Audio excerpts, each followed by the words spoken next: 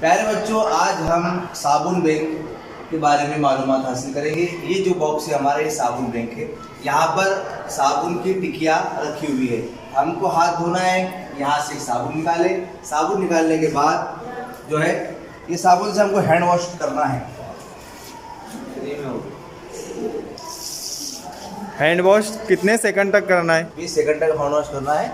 ये ऐसा ऐसा ऐसा ऐसा, इसके कुछ 8 स्टेप्स।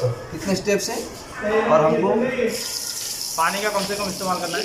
पानी का कम से कम इस्तेमाल करके साबुन ज़्यादा। ठीक है, बारी बारी धोते जाइए, आते जाइए, हाथ धोते जाइए। आ जाओ बेटा। कम यार, this is hand wash day. हाथ तो गिले करो, साबुन नहीं।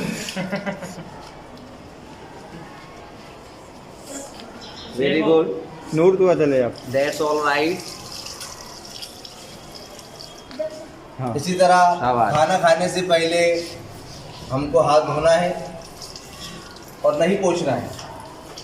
खाना खाने के बाद हाथ धोने के बाद उसको पूछना नहीं पोंछ चाहिए। लेना है। बाथरूम का इस्तेमाल करते वक्त